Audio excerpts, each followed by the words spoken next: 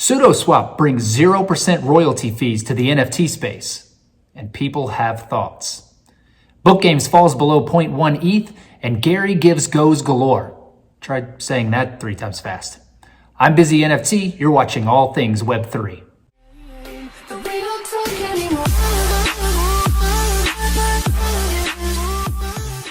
So, I'm not a financial advisor, this is not financial advice, but I do have a pretty good track record of predicting the future of VeeFriends.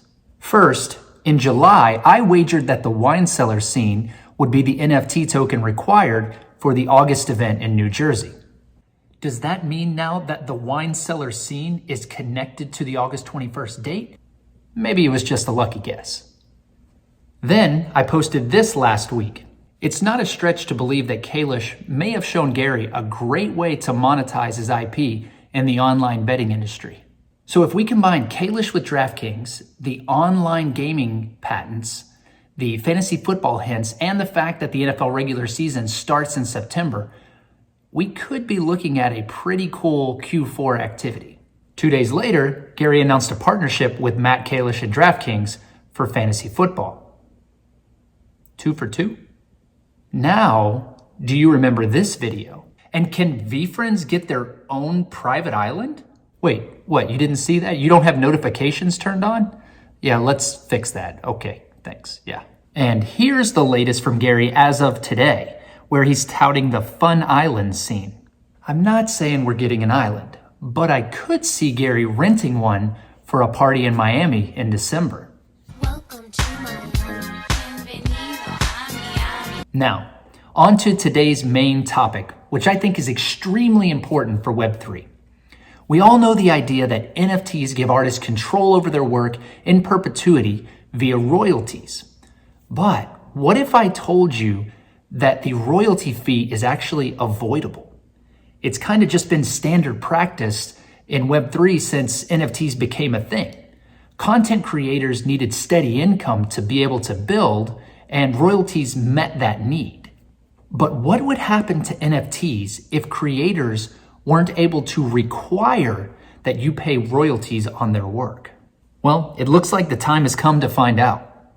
SudoSwap is a decentralized NFT marketplace that allows users to create and use liquidity pools to buy and sell NFTs. And more importantly, it isn't charging royalties. But how are they doing this? And what does it mean for the future of NFTs? I'm glad you asked, Little Busy.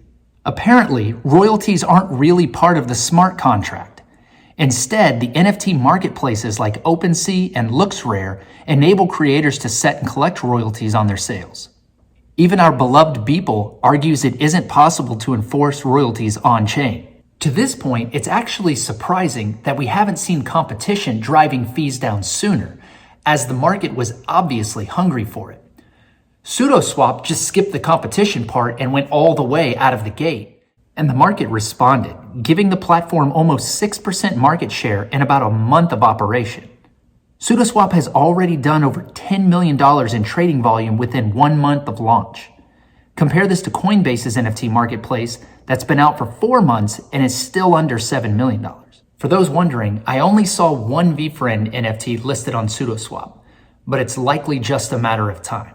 That said, I think VeeFriends adds enough additional utility to their NFT that they could try and create a gatekeep effect, tracing and tagging NFTs that are sold through SudoSwap or whatever platform comes next, and then denying future utility for those. They did something similar with BookGames sold on OpenSea, but I think that was more of a tech issue than a business decision.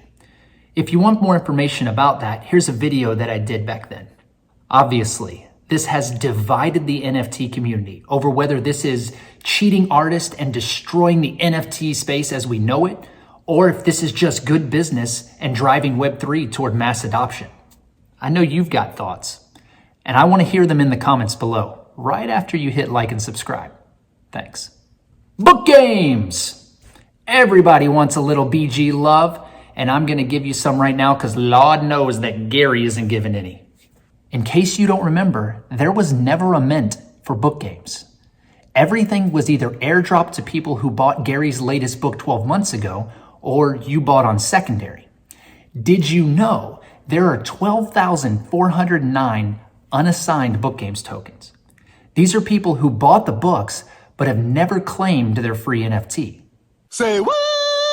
Who's going to be the one to find these book buyers and then negotiate a fee to help them set up their Web3 wallet and claim their free NFT?